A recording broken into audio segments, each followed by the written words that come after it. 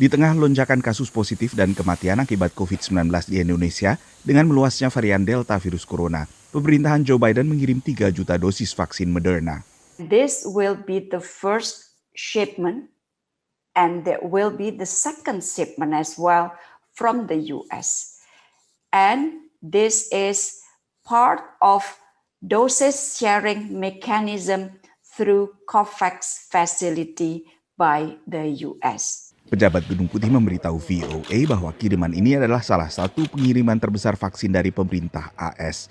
Sejuta dosis lagi yang telah dijanjikan bagi Indonesia bakal segera menyusul. In addition to the vaccines, we're moving forward on plans to increase assistance for Indonesia's broader COVID-19 response efforts.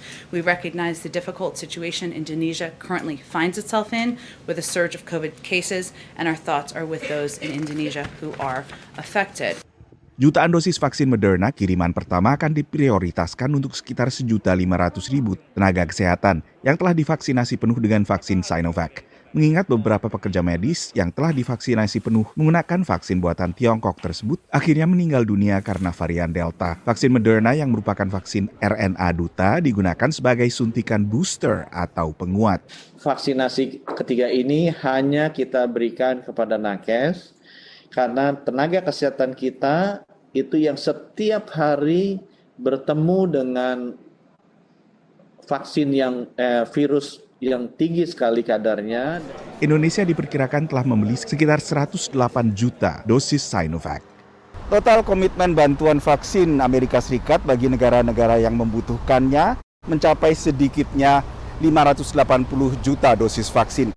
Ini adalah bagian terbesar dari bantuan vaksin oleh negara-negara industri maju yang tergabung dalam G7 yang seluruhnya berkomitmen untuk membantu sekitar 1 miliar dosis.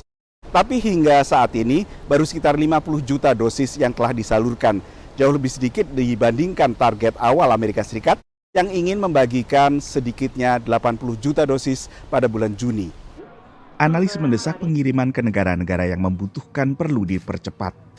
And we know that in places like Southeast Asia, Sub-Saharan Africa, parts of Latin America, that the need is great, that we're seeing people dying unnecessarily while the vaccines are sitting in freezers and shelves. So we have to really think about a mobilization SWAT team or equivalent that's able to get vaccines out and make sure that the countries have capacity to use them. Tapi merespons pertanyaan VOA, juru bicara Gedung Putih mengatakan Amerika Serikat sudah merupakan penyumbang terbesar vaksin COVID. The president has made clear that we will continue to build from here, and we're working on manufacturing capacity around the world and in the United States, and we will continue to contribute even beyond the 1 billion doses. Sebelumnya, Gedung Putih mengakui adanya kendala logistik, mengingat vaksin seperti Moderna dan Pfizer membutuhkan penyimpanan ekstra dingin.